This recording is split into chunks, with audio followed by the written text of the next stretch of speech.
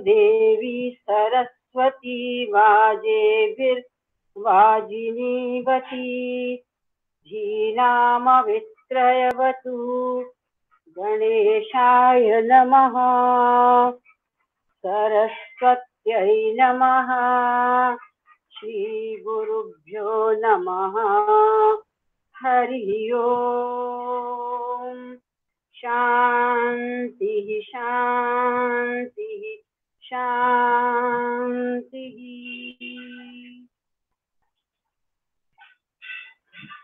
आज गुरु पूर्णिमा का शुभ महोत्सव है, शुभ दिन है।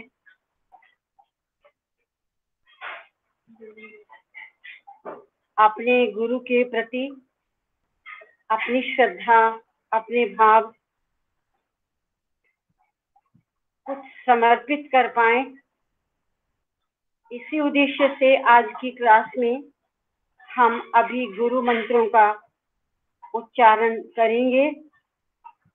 आप में से जिन्हें आता है वो जरूर साथ साथ दोहराइए, नहीं तो हर एक मंत्र के तस्मै श्री गुरुवे नमः आप हाथ जोड़ के ये उच्चारण करते रहिए।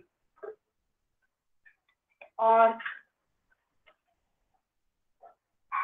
साईनाथ प्रभु हमारे सबके आराध्य देव हैं,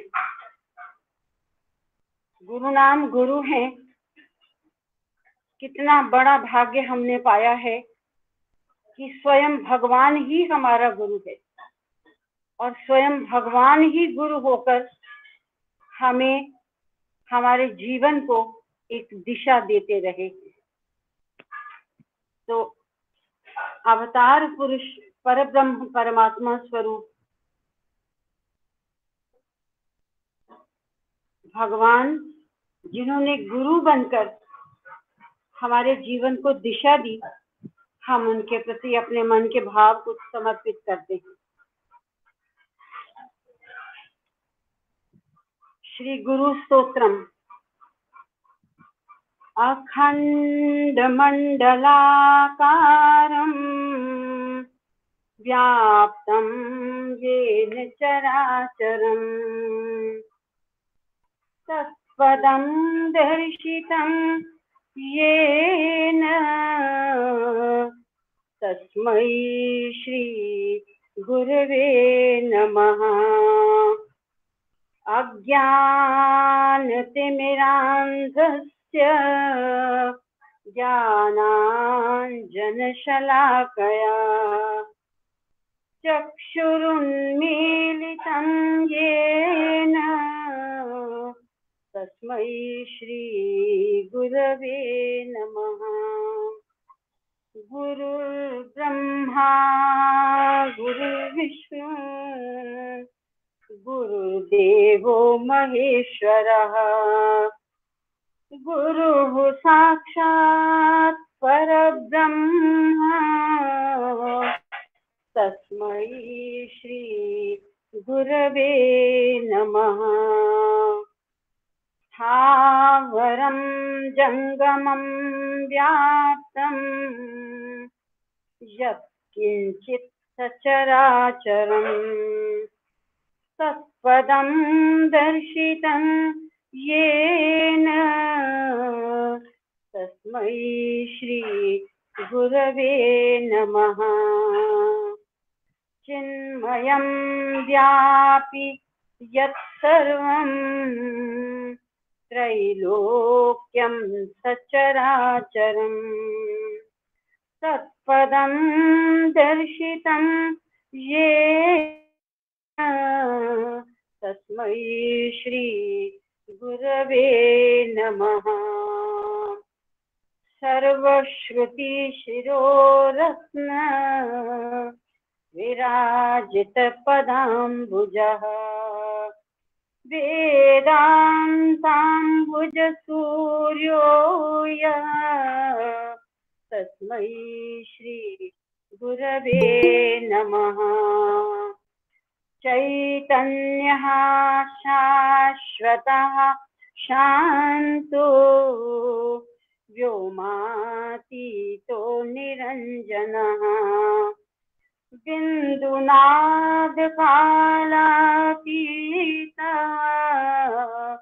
तस्मै श्री गुरवे नमः। ज्ञानशक्ति समारूढः सत्त्वमाला विभूषितः भक्तिमुक्तिप्रदाता च तस्मै श्री गुरवे नमः। अनेकजन्म सम्प्राप्त कर्मबन्धविदायिने आत्मज्ञानप्रदानेन तस्मै श्री गुरवे नमः। शोषणं भवसिन्धोश्च ज्ञापनं सारसम्पदः गुरोः पादोदकं सम्यक् तस्मै श्री गुरवे नमः। न गुरोरधिकं सत्त्वं न गुरोरधिकं तपः सत्त्वज्ञानात् परं नास्ति तस्मै श्री गुरवे नमः। मन्नाथः श्री जगन्नाथः मद्गुरुः श्री जगद्गुरुः मदात्मा सर्वभूतात्मा तस्मै श्री गुरवे नमः।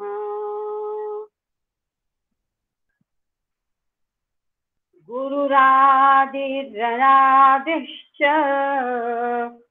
गुरुः परमदैवतम् गुरोः परतरं नास्ति तस्मै श्री गुरवे नमः। त्वमेव माता च पिता त्वमेव त्वमेव बन्धुश्च सखा त्वमेव त्वमेव विद्या द्रविणं त्वमेव त्वमेव सर्वं मम देव देव त्वमेव सर्वं मम देव देव श्री साई देव। ओम शांति शांति शांति। अब हम सब मिलकर भगवान की महिमा का गुणगान करेंगे। भगवान के विभिन्न नाम रूप और स्वरूप के लिए प्रचलित जो नाम है उनका पाठ करते हुए हम भगवान का महिमा मंडन करेंगे। ओम भगवान श्री सत्य साई बाबायै नमः। ओम श्री साई सत्य स्वरूपाय नमः। ओम श्री साई वरदाय नमः। ओम श्री साई सत्पुरुषाय नमः। ओम श्री साई सत्यगुणात्मने नमः। ओम श्री साई साधुवर्धनाय नमः। ओम श्री साई साधुजन पोषणाय नमः। ओम श्री साई सर्वज्ञाय नमः। ओम श्री साई सर्वजन प्रियाय नमः। ओम श्री साई सर्वशक्तिमूर्तये नमः। ओम श्री साई सर्वेशाय नमः। ओम श्री साई सर्वसंग परित्यागिने नमः। ओम श्री साई सर्वांतर्यामिने नमः। ओम श्री साई महिमात्मने नमः। ओम श्री साई महेश्वर स्वरूपाय नमः। ओम श्री साई प्रतिग्रामोद्भवाय नमः। ओम श्री साई प्रतिक्षेत्र निवासिने नमः। ओम श्री साई यशःकाय शिरडिवासिने नमः। ओम श्री साई जोडियादिपल्ली सोमप्पाय नमः। ओम श्री साई भारद्वाज ऋषिगोत्राय नमः। ओम श्री साई भक्तवत्सलाय नमः। ओम श्री साई अपांतरात्मने नमः। ओम श्री साई अवतार मूर्तये नमः। ओम श्री साई सर्वभय निवारिणे नमः। ओम श्री साई आपस्तंभ सूत्राय नमः। ओम श्री साई अभयप्रदाय नमः। ओम श्री साई रत्नाकर वंशोद्भवाय नमः। ओम श्री साई शिरडी साई अभेद शक्त्यावताराय नमः। ओम श्री साई शंकराय नमः। ओम श्री साई शिरडी साई मूर्तये नमः। ओम श्री साई द्वारकामाई वासिने नमः। ओम श्री साई चित्रावती तटपुट्टपर्ति विहारिणे नमः। ओम श्री साई शक्ति प्रदाय नमः। ओम श्री साई शरणागत त्राणाय नमः। ओम श्री साई आनंदाय नमः। ओम श्री साई आनंददाय नमः। ओम श्री साई आर्तत्राणपरायणाय नमः। ओम श्री साई अनाथनाथाय नमः। ओम श्री साई असहाय सहायाय नमः। ओम श्री साई लोकबांधवाय नमः। ओम श्री साई लोकरक्षापरायणाय नमः। ओम श्री साई लोकनाथाय नमः। ओम श्री साई दीनजन पोषणाय नमः। ओम श्री साई मूर्तित्रय स्वरूपाय नमः। ओम श्री साई मुक्तिप्रदाय नमः। ओम श्री साई कलुष विदूराय नमः। ओम श्री साई करुणाकराय नमः। ओम श्री साई सर्वाधाराय नमः। ओम श्री साई सर्वहृद्वासिने नमः। ओम श्री साई सर्वपुण्यफलप्रदाय नमः। ओम श्री साई सर्वपापक्षयकराय नमः। ओम श्री साई सर्वरोगनिवारिणे नमः। ओम श्री साई सर्वबाधाहराय नमः। ओम श्री साई अनंतनुत्कर्त्रिणे नमः। ओम श्री साई आदिपुरुषाय नमः। ओम श्री साई आदिशक्तये नमः। ओम श्री साई अपरूप शक्तिने नमः। ओम श्री साई अव्यक्त रूपिणे नमः। ओम श्री साई कामक्रोध ध्वंसिने नमः। ओम श्री साई कनकांबरधारिणे नमः। ओम श्री साई अद्भुतचर्याय नमः। ओम श्री साई आपद्बांधवाय नमः। ओम श्री साई प्रेमात्मने नमः। ओम श्री साई प्रेममूर्तये नमः। ओम श्री साई प्रेमप्रदाय नमः। ओम श्री साई प्रियाय नमः। ओम श्री साई भक्तप्रियाय नमः। ओम श्री साई भक्तमंदाराय नमः। ओम श्री साई भक्तजनहृदय विहाराय नमः। ओम श्री साई भक्तजनहृदयालयाय नमः। ओम श्री साई भक्तपराधीनाय नमः। ओम श्री साई भक्तिज्ञानप्रदीपाय नमः। ओम श्री साई भक्तिज्ञानप्रदाय नमः। ओम श्री साई सुज्ञान मार्गदर्शकाय नमः। ओम श्री साई ज्ञान स्वरूपाय नमः।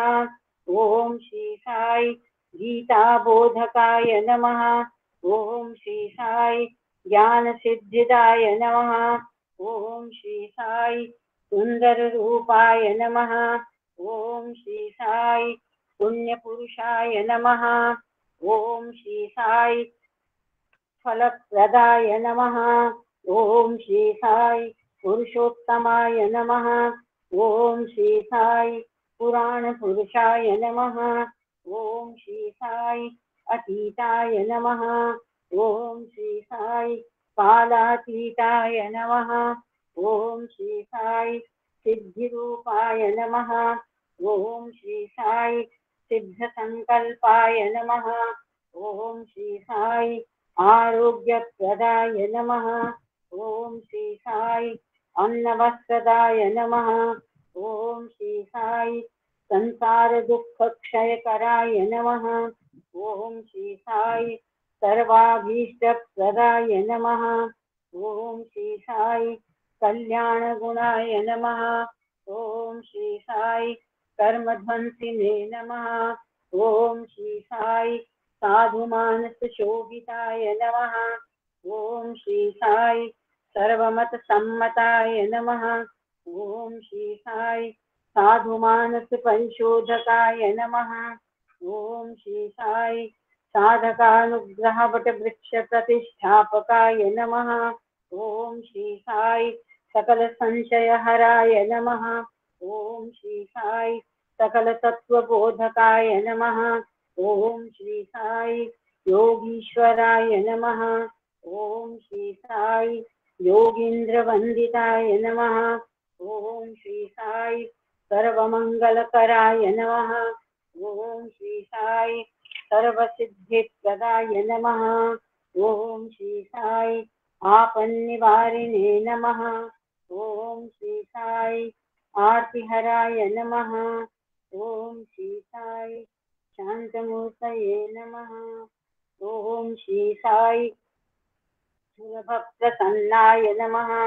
ओम श्री साई भगवान श्री सत्य साई नाथाय नमः। ओम भगवान श्री सत्य साई नाथाय नमः। ओम भगवान श्री सत्य साई नाथाय नमः। ओम शांति शांति शांति। वसुंधरा साई राम। साईराम आंटी। हाँ बेटे आप पढ़ोगे ना? हाँ जी हाँ जी। हाँ पढ़ बस। ठीक है। ओम श्री साईराम। हाँ, थोड़ा ऊंचे आवाज। भगवान बाबा के पावन चरणों में मेरा शतकोटि नमन और आप सभी को मेरी प्रेम भरी जय साईराम। सत्यम शिवम सुंदरम भाग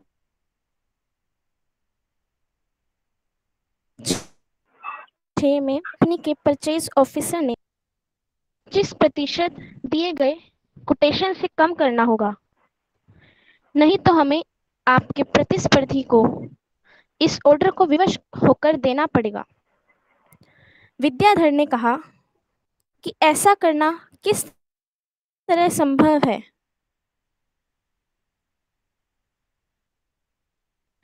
उनकी शक्ति से परे है, अतः दाम में किसी तरह की कटौती नहीं की जा सकती है। परचेज ऑफिसर ने कहा, आपका कहना और वर्कशीट यह दिखलाते हैं कि यह उचित है, किंतु कैसे आपके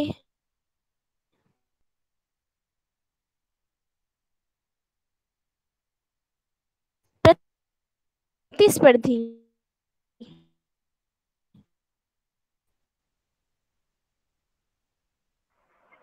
30% कटौती करके आपकी ही तरह गुणवत्ता युक्त कार्य संपन्न करने की हामी भरते हैं। विद्याधर ने उत्तर दिया, सर, कंपनी किसी और कंपनी के बारे में टीका टिप्पणी नहीं कर सकता हूँ।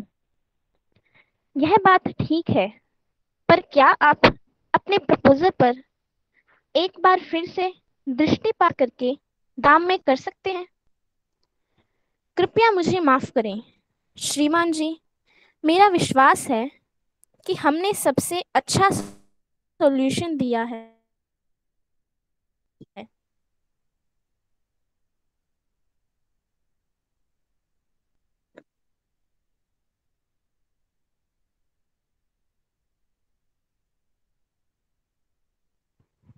और उसके लिए जो मूल्य का है वह भी समुचित अच्छा है। बेटे, दे दिया हम कुछ साथ।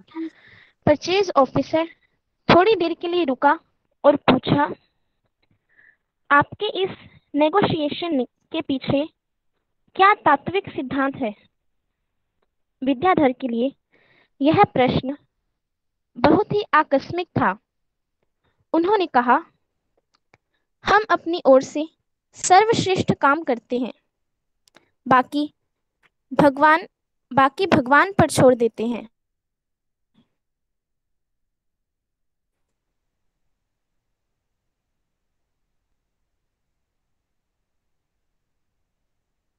यदि वे चाहते हैं कि वह हमारी फिलॉसफी है।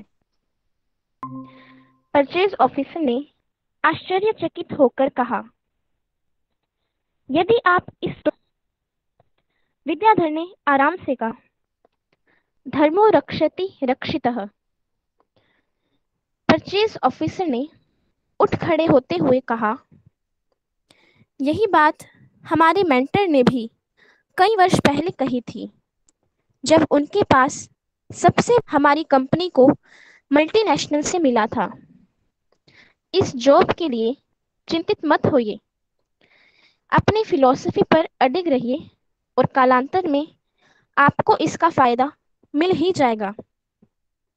इस दौड़ में और यहीं पर उस मीटिंग की समाप्ति हुई।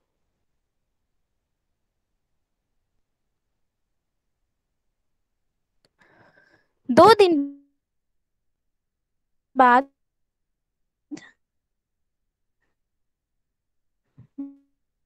विद्याधर को पता चला कि उसको वह ठेका नहीं।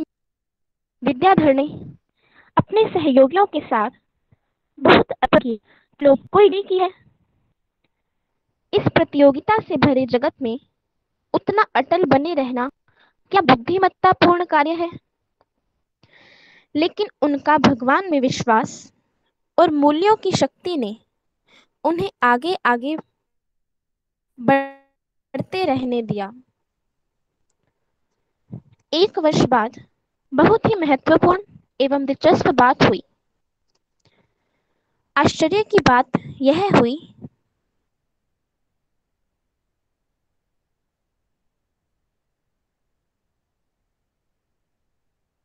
कि उसी परचेज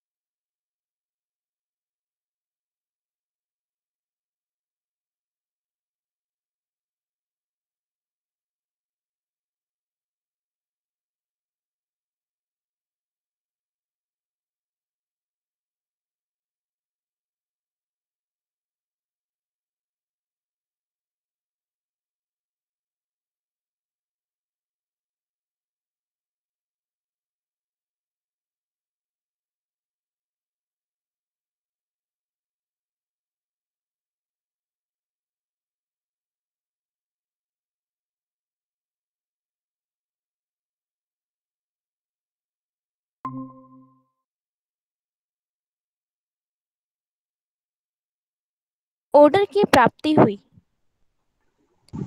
यह अविश्वसनीय था। उसके बाद एक और संदेश मिला, कार्य को तत्काल शुरू कर दिया जाए। कुछ हफ्तों बाद वर्क साइट पर जब विद्याधर उस ऑफिसर से मिले तो उन्होंने पूछा, सर, बिना नेगोशिएशंस के कैसे इस बार काम हुआ? पिछली बार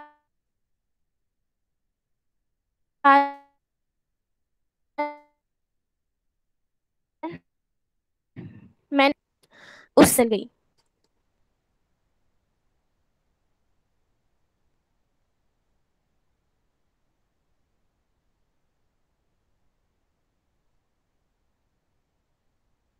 संप्रति मैं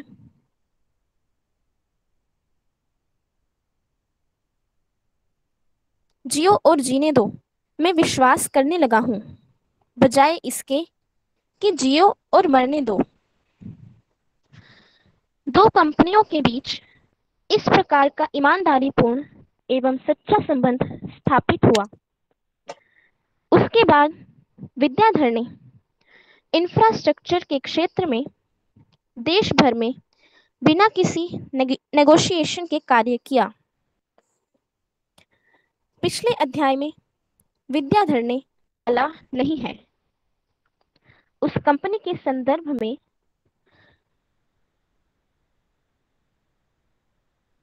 जो पंकज एनर्जी सिस्टम्स के नाम से चल रहा है। हम कह सकते हैं कि he is a good chief of the old block।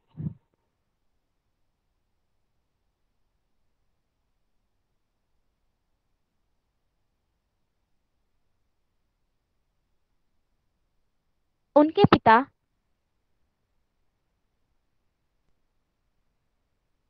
Shri Umesh Rao, जो कि इस कंपनी के संस्थापक और अध्यक्ष हैं, व्यापार और निजी जीवन में भी धन की पता। उन्होंने इसकी सार्थकता का अपने वास्तविक निजी जीवन में अनुभव किया है। धर्म के प्रति टिके रहने के कारण बाह्य सफलता के साथ आंतरिक आनंद का भी अनुभव हुआ है।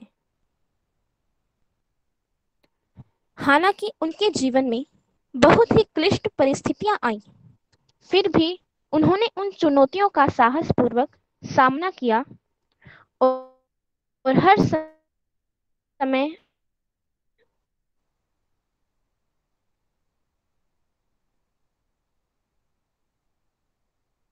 और अधिक मजबूत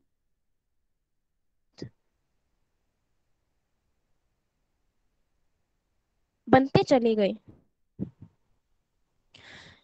उनके चरित्र की परीक्षा का क्लिष्टमय समय तब आया जब वे लगभग 30 वर्ष के थे और यूनाइटेड स्टेट्स में बहुत ही महत्वपूर्ण जॉब का निर्वहन कर रहे थे। उन्हें अपने भविष्य के बारे में बहुत महत्वपूर्ण चयन करना था।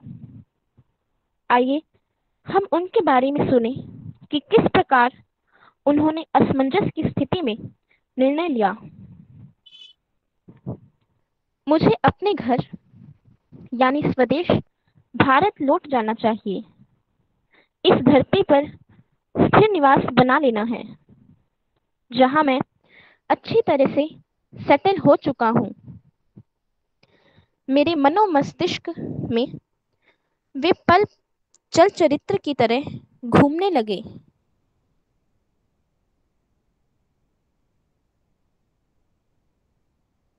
जब मेरे माता पिता ने मेरे लालन पालन के लिए परिवार में सबसे बड़ा होने के कारण वे अपने दिल में मेरी शिक्षा और कार्य में अनुभव, मुझे इस बात का विश्वास था कि मैं अपनी मातृभूमि की सेवा कर सकूंगा। मैंने भारत में कभी काम नहीं किया था क्योंकि आ गया। भारत में मेरा व्यावसायिक भविष्य बहुत ही अनिश्चित था।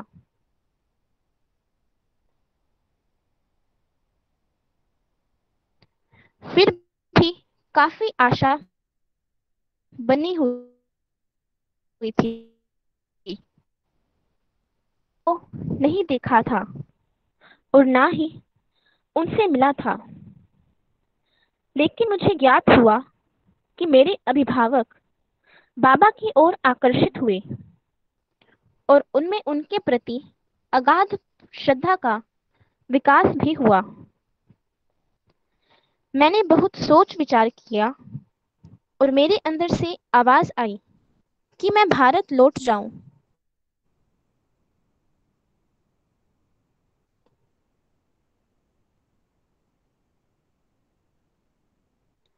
जब मैंने अपने वरिष्ठ अधिकारियों से बात की तो उन्होंने कहा कि मेरा निर्णय जल्दबाजी पर आधारित है और मूर्खतापूर्ण है। जो भी हो, मैं अपने निर्णय पर संतुष्ट था, अपने धर्म यानी कर्तव्य पर खुश था और लौट आया और बाबा के दर्शन किए। उन्होंने मुझे बंगारू संबोधित करते हुए अपने पास बुलाया। उन्होंने मेरे लिए विभूति की सृष्टि करके दी और पाद नमस्कार की अनुमति प्रदान की। मैं जानता था कि मैं घर आ गया हूँ और सब कुछ अच्छी तरह होगा। अगले 6 वर्ष उमेश राव के लिए बहुत ही सुविधापूर्ण थे। बाबा के प्रवचनों को सुनते हुए और उनकी पुस्तकों को पढ़ते हुए जीवन के बारे में एक नई अवधारणा और उठान प्राप्त हुआ।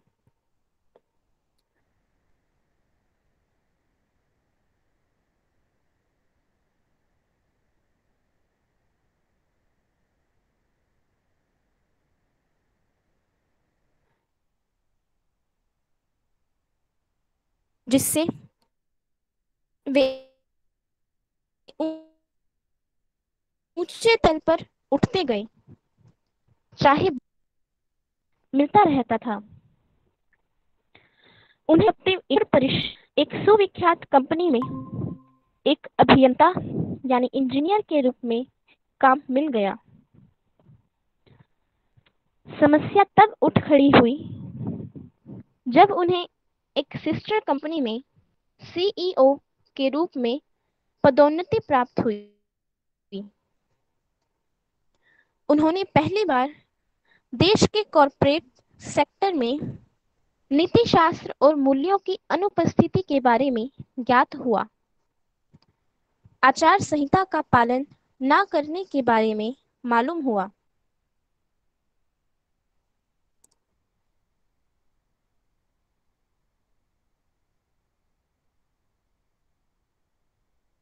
उन्हें बहुत ही जल्दी इस बात का पता लग गया कि वह संसार है जहां बिना चारित्रिक मूल्यों के शिक्षा और बिना नीति के वाणिज्य का कार्य होता है। लोगों को अपने जीवन को बांट लेने में सुविधा का अनुभव हुआ। विचारों की एकता, कार्यों की एकता और वचन की एकता को कमजोरी समझा जाता था। सीईओ होने के नाते उन्हें उसी पंक्ति में मैनेजमेंट ग्रुप का सदस्य होना पड़ा जो ग्राहकों, श्रमिकों और वेंडर्स के प्रति अनाचार करता। सरकारी और डिफेंस कॉन्ट्रैक्ट्स पाने के लिए उच्च अधिकारियों को खुश किया जाता था।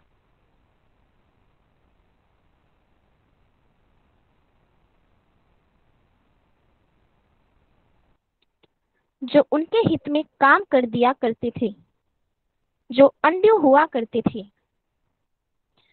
उमेश राव दुविधा में पड़ गए।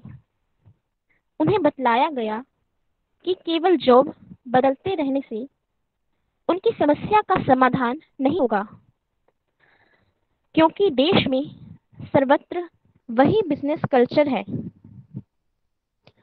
उनकी अंतः चेतना ने उन्हें शांतिपूर्वक रहने नहीं दिया। नौकरी को त्याग पत्र देने से सभी प्रकार की सुख सुविधाएं, वेतन आदि भी चला जाएगा।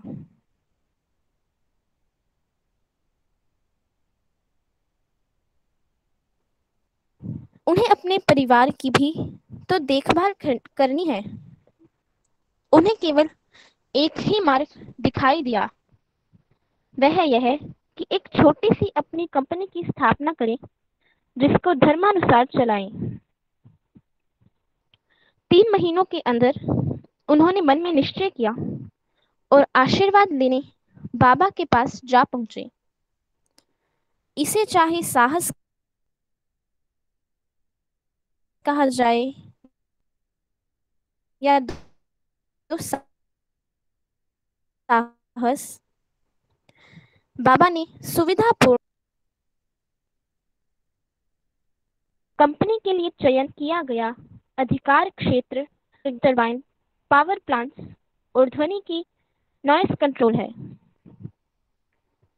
उमेश राव को बाबा में अप्रतिम विश्वास था और धर्म के सिद्धांत पर अपार श्रद्धा थी। उन्हें दोनों के प्रति स्थित विश्वास जमीन पर उतर आए हैं। भाग्यशाली मानव जो आज की दुनिया में धर्म का पालन करते हैं, वे उनके अवतार के मिशन में संबद्ध हो जाते हैं। उन्हें बहुत ही परिश्रम करना पड़ता है। कभी कभी उसका फल उदार और अनेक बार इस संसार के नहीं होते हैं, शाश्वत होते हैं। हालांकि स्वामी उन्हें इस संसार के संघर्ष में भी हारने नहीं देते हैं। अंततः विजय उन्हीं की होती है, चाहे इस दुनिया की हो या उस दुनिया की। उमेश राव के पंकज से संबंधित अनुभव भी अलग नहीं है। पहले साल बहुत ही क्लिष्टकर एवं कटुतर अनुभव रहे, किंतु उन्होंने हिम्मत नहीं हारी, बल्कि और आशा के साथ काम करने लगे। कहीं से भी किसी भी प्रकार की सहायता न आने पर भी उन्हें निराशा नहीं हुई। एक दिन सवेरे उनके भूतपूर्व बॉस, अमेरिका में जिसके यहाँ उन्होंने काम किया था, ने फोन किया। उनके नए इंटरप्राइज में वे अपनी सेवाएं प्रदान करें। उमेश राव को लगा कि यह भगवान साईं बाबा की अनुकंपा ही थी। वे कृतज्ञता से गदगद हो उठे। वे अपने धर्म के विरुद्ध भी नहीं जाना चाहते थे। वे उस प्रस्ताव के लिए 2 शर्तों पर तैयार हो गए। पहली शर्त यह थी कि वे अपने घर को यूनाइटेड स्टेट्स में ले जाना नहीं चाहते हैं, लेकिन 4 वर्ष के इस प्रोजेक्ट को करने के दौरान उन्हें जितनी बार काम के सिलसिले में विदेश जाना पड़े, वे इसके लिए तैयार हैं। दूसरी शर्त यह थी कि उन्हें इस प्रोजेक्ट में काम करने के लिए स्वीकृति देने के लिए 1 और दिन की अवधि की आवश्यकता है। दोनों शर्तें स्वीकृत की गईं। उमेश राव वृंदावन को गए और स्वामी से सलाह मशवरा किया। स्वामी ने उन्हें आशीष दिया और उस कार्य को स्वीकार करने को कहा। यह कहने की आवश्यकता नहीं है कि सीईओ के रूप में भारत की जिस कंपनी को त्याग पत्र देकर नुकसान उठाया था, उस नुकसान की पूर्ति इस नए प्रोजेक्ट से हो जाएगी। यही नहीं, उनकी नई कंपनी को सुस्थिरता प्राप्त होगी और धर्म के प्रति उनकी आस्था और अधिक हो जाएगी। पंकज एनर्जी सिस्टम के संस्थापक के द्वारा धर्म का पालन करते हुए काम करने में कितने कठिनाइयों का सामना करना पड़ा के बारे में बतलाया जा रहा है। पंकज, मेरी कंपनी मेरे मूल्यों को प्रतिबिंबित करती है कि किस प्रकार न झुकने और समझौता न करने के मामले में किस प्रकार कई सरकारी एजेंसियों को, जो पूर्ण रूप से व्यापारिक थीं, को आश्चर्यचकित कर दिया था। व्यापार को सुचारू रूप से चलाने के लिए भ्रष्टाचार को आजकल किस प्रकार स्वीकार किया जा रहा है, क्योंकि इसके अलावा दूसरा मार्ग भी नहीं है। हमने किसी प्रकार के फेवर की आशा नहीं की, लेकिन अपने नियम निबंधनों पर टिके रहे। यह एक खेल बन गया। हम सहनशीलता से हरासमेंट को सहते रहे, लेकिन अपने नियमों पर अटल रहे। किसी प्रकार का समझौता नहीं किया। हमने अपना निष्पादन और कार्यक्षमता को और अधिक उन्नत स्तर पर बढ़ाया। हर गलती पर हमने सबक सीखा और अच्छी प्रक्रियाओं और पद्धतियों को अपनाया। हर स्थिति पर कठिनाइयों एवं बाधाओं को लांघना पड़ता था। आमतौर पर लोगों का विचार होता है कि भ्रष्टाचार केवल सरकारी, निजी और पब्लिक सेक्टर में ही पनपता है, रहता है। इसमें प्रोफेशनल्स भी शामिल हैं। यह सत्य से बहुत दूर है। मुझे प्राइवेट सेक्टर में भी रिश्वत जैसे बुरे रिवाज का सामना करना पड़ा, जहां मैं अपने नियमों के पालन में अटल रहा। पंकज के द्वारा मूल्यों को ऊंचाइयों पर ही रखा गया और इसके कर्मचारियों पर इसका बहुत ही अच्छा और सकारात्मक प्रभाव पड़ा। इसने अपने कर्मचारियों में मानवीय मूल्यों के प्रति जागरूकता उत्पन्न की। इस संदर्भ में यहाँ पर एक दिलचस्प घटना का उल्लेख किया जा रहा है। एक फ्रेश एमबीए ग्रेजुएट की फाइनेंस एग्जीक्यूटिव के रूप में नियुक्ति की गई। उसने बहुत ही उत्सुकता के साथ मार्केट एनालिसिस किया, तो उसे यह जानकर बहुत आश्चर्य हुआ कि कैसे हमारे उत्कृष्ट उत्पाद कैसे केवल मार्केट के शेयर का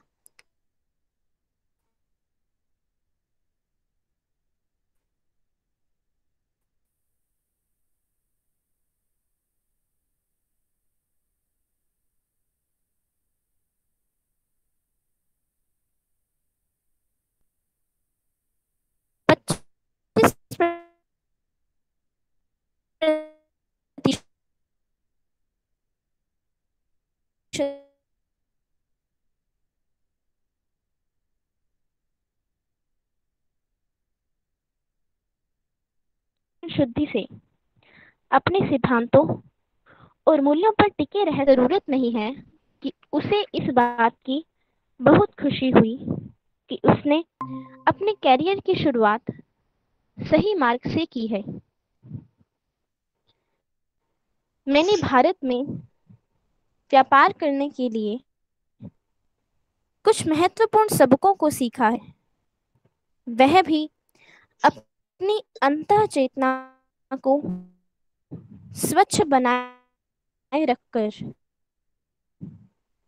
छोटा होना सुंदरता है और पूर्ण रूप और पूर्ण करने वाला होता है। व्यापार रूपी समुद्र में शार्क मछलियों को आकर्षित न करने की इच्छा रखने वालों को इच्छाओं पर नियंत्रण कर निम्न प्रोफाइल को बनाए रखना आवश्यक है। क्लिष्ट परिस्थितियों में सहायता करने और अंततः सफलता प्रदान करने में धर्म का पालन करना उपयोगी सिद्ध होता है। सायरा आंटी, आगे पढ़ना। हाँ बेटा, थोड़ा सा और पढ़ लो बस, फिर और क्या एनालाइज करेंगे, पढ़ लो, कल ठीक सारा कर लेंगे इसको। ठीक है। आज हालांकि पंकज छोटा और निम्न प्रोफाइल को मेंटेन कर रहा है, आज पूर्ण रूप से स्थापित कंपनी है जिसने इनोवेटिव और क्रिएटिव इंजीनियरिंग में सॉल्यूशन को प्रदान करने में विश्व में नाम कमाया है। जब मैं लौटकर 30 वर्ष पीछे मुड़कर देखता हूँ, जिस अवधि में मैं व्यापार में रहा, मुझे किसी भी प्रकार के निर्णय लेने या चुनाव करने का कोई दुख नहीं है। मिस्टर जॉन बेहनर, जो एल साल्वाडोर में, जो सेंट्रल अमेरिका में है, मल्टीनेशनल फूड कंपनी के कंट्री मैनेजर हैं। प्रशांति निलयम को फरवरी 1989 में 3 दिन रहने के लिए आए। एल साल्वाडोर में सबसे पहला साई सेंटर खोलने में वे साई के साधन बने। सन 1979 से वे प्रशांति निलयम में नियम पूर्वक आया करते थे। दरअसल उन्होंने 6 हफ्तों की छुट्टी के बदले में सालाना इंक्रीमेंट को छोड़ दिया, जिससे वे हर वर्ष भारत आकर बाबा के साथ कुछ समय बिता सकें।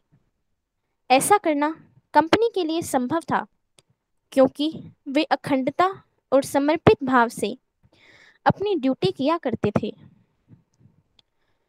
उनके नेतृत्व में एल साल्वाडोर में कंपनी का व्यापार दिन दूनी रात चौगुनी के दर से बढ़ने लगा था। साधारणतः वे अपने पत्नी और बच्चों के साथ भारत आया करते थे, लेकिन इस बार वे अकेले ही आए। एल साल्वाडोर वापसी यात्रा के 2 दिन पहले उन्होंने अपनी टिकट्स की पुष्टि के लिए एयरलाइन से संपर्क किया तो पता लगा कि यात्रियों की सूची में उनका नाम है ही नहीं। एयरलाइंस के दफ्तर ने इस बात की हामी दी कि अगर मौका मिला तो अवश्य उनको प्रतीक्षा की लिस्ट में रखेगा, लेकिन यह असंभव लगा। उस दिन दोपहर के दर्शन के बाद बाबा ने उनसे पूछा, आप कब लौट रहे हैं? बहना ने स्थिति से अवगत कराने की कोशिश की तो स्वामी ने बीच में ही बात काट कर कहा, मुझे मालूम है, स्वामी बतलाएंगे आपको कब जाना है। इसके लिए चिंतित होने की जरूरत नहीं है। बहनर ने सोचा कि स्वामी के साथ 1 हफ्ता और बिता सकेंगे, अतः उन्होंने न्यूयॉर्क में कंपनी को इसके बारे में सूचना दे दी। 1 हफ्ते बाद स्वामी चेन्नई के लिए रवाना हुए और बहनर ने स्वामी की अनुमति ली और उनका अनुसरण किया। चेन्नई से वे वृंदावन लौट आए और कुछ हफ्तों बाद वे 6 हफ्तों के लिए कोडाई कनाल गए। जब वे ऊटी होते हुए वृंदावन आए तब मई का दूसरा हफ्ता चल रहा था। बाबा ने बहनर को अपने साथ यात्रा करने और रहने की अनुमति दी, किंतु एल साल्वाडोर लौटने के बारे में कुछ भी नहीं कहा। बहनर लगातार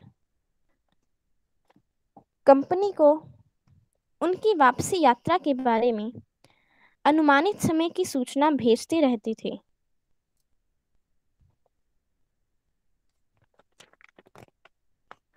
सायरा। साईराम। साईराम बेटा, थैंक यू। सायरा। आज का पाठ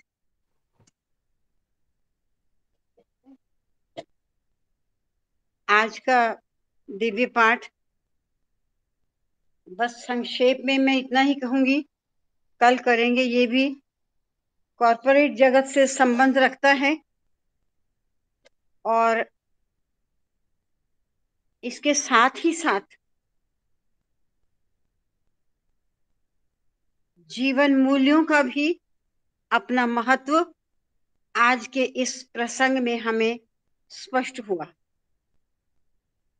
इसमें कोई संदेह नहीं है, आज के पाठ से भी स्पष्ट होता है। और भी ऐसे अनेक प्रसंग आते हैं जीवन में जिनको हम सुनते हैं कि जो व्यक्ति मूल्यों पर टिका रहता है, जीवन मूल्यों का पालन करता है और समझौता नहीं करता, कहीं भी समझौता नहीं करता कि अपने जीवन मूल्यों को एक तरफ रख के अमुक अमुक वस्तु या किसी लाभ को पाने की लालसा रहे,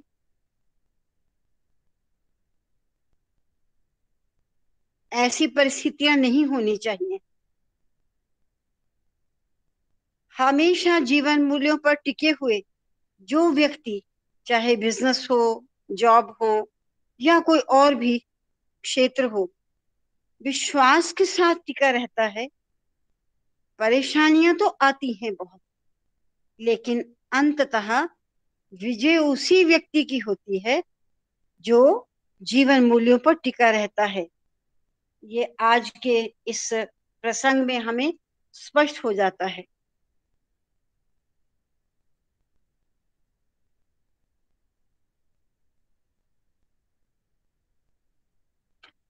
संभवतः कुदरत भी उसकी मदद करती है और इसीलिए ये आज का पाठ एक लेसन है कि चाहे कैसी भी परिस्थितियां आए, और अगर ये दर्शन, जीवन दर्शन, जो मूल्यों का जीवन दर्शन है, अगर उसको अक्षरशः हम पालन करते हैं तो कुदरत हमारे साथ है, फिर हम कभी हार नहीं सकते। और जीवन मूल्यों को जीते हुए हमेशा कुदरत साथ रहती है और प्रकृति इसीलिए साथ देती है क्योंकि वो स्वयं भी तो मूल्यों के भीतर ही रहकर अपना काम कर रही।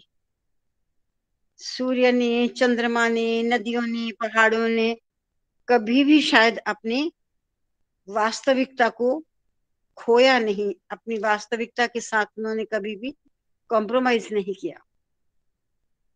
सूर्य निरंतर उदय होता है, अस्त होता है, समय पर वर्षा आती है, बरसात आती है, ऋतुएं बदलती हैं, लेकिन सब काम समय अनुसार होता है।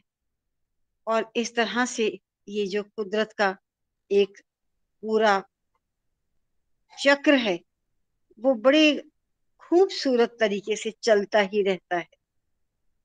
और क्योंकि कुदरत स्वयं नियमों में बद्ध होकर काम करती है, इसीलिए जो व्यक्ति कुदरत की कदर करता है, प्रकृति की कदर करता है, प्रकृति के नियमों का पालन करता है, हमेशा कुदरत उसका साथ देती है, उसके साथ रहती है। और इस पाठ को बहुत से प्रसंग इसमें से नोट किए और इस पाठ को जब हम आगे पढ़ना शुरू करेंगे तो इस पाठ को हम विशेष रूप से फिर इस पर हम थोड़ी सी चर्चा भी करेंगे कि कैसे कैसे कहाँ कहाँ पर किन किन परिस्थितियों में कुदरत ने आकर सहायता की विशेष रूप से। ओम साई राम। अब हम सब मिलकर शांति पाठ करते हैं। ओम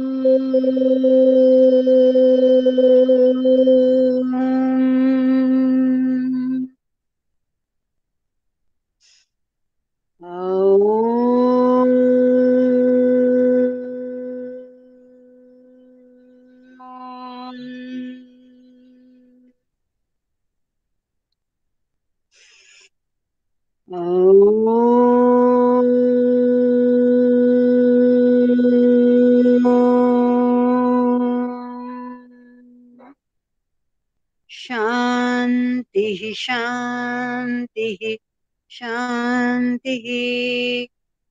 समस्तलोकाः सुखिनो भवन्तु। समस्तलोकाः सुखिनो भवन्तु। समस्तलोकाः सुखिनो भवन्तु।